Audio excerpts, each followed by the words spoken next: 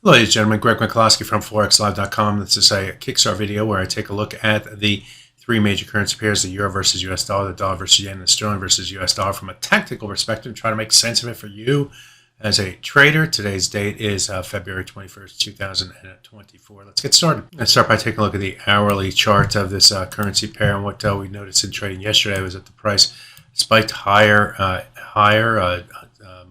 moved above the 100-day moving average. That's its blue overlay line right here. The prior days before that, the price had found resistance against the 100-day moving average. So getting above that moving average was more bullish. And you can see the market moved higher, came back, tested that 100-day moving average before moving to the upside and getting its way above the 200-day moving average. That's a green line, a green overlay line in this chart, the first time above that level since earlier in February. So getting above that level was significant, and we should have seen further momentum up toward the 38.2% retracement of the most recent move to the downside, but we could not sustain the momentum. We started to move back below that level, and we saw buyers turn to sellers. You can see that on the hourly chart right here, where the price action did stay below that moving average line. You can see it more closely with that arrow.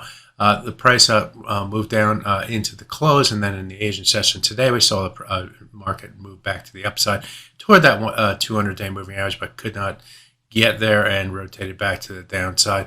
And in the process, we've moved below, or we did move below the 100-day moving average.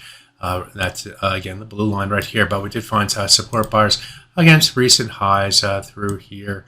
And the price rotated back to the upside. We are currently trading above that 100-day moving average and back in between the 100 and 200-day moving average, keeping the bias somewhat neutral as the market decides which way it wants to go. Does it want to go to the upside and above the 200-day moving average and stay above that level, or does it want to go to the downside, get below this 107.88 level and the 100-hour moving average, 200-hour moving average, and increase the bearish bias? That's the question.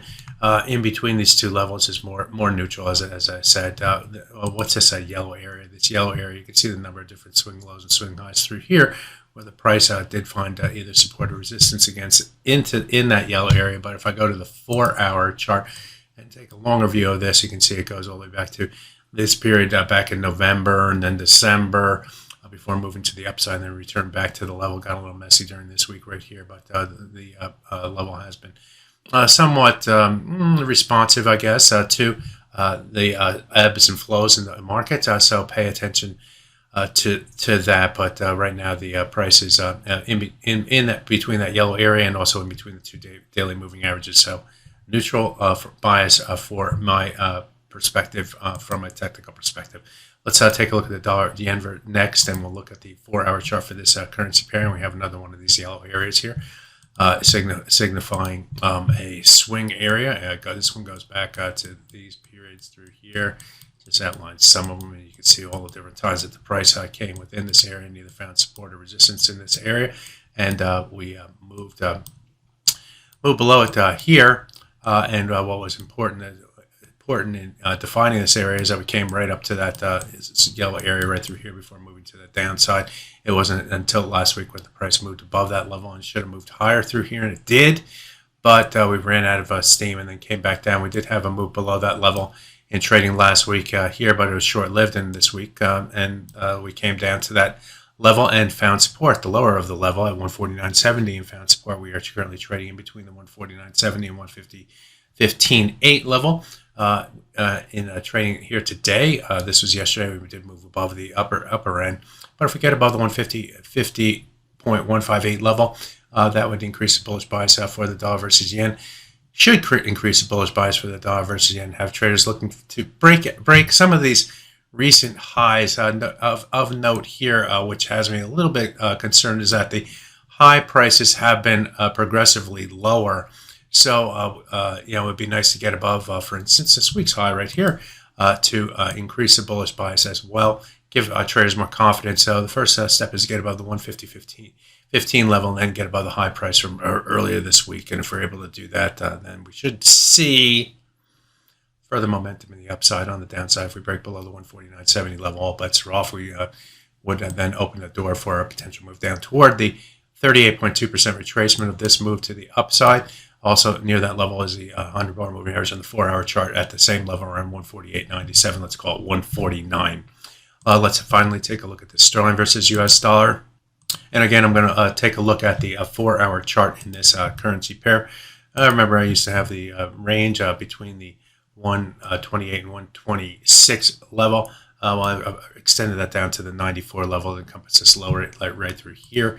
And the low price that we saw on trading here today did come into that yellow area here. This support area where I had a number of different swing lows through here. Got messy, of course, but there is other levels through here where the market either found support or resistance in this area.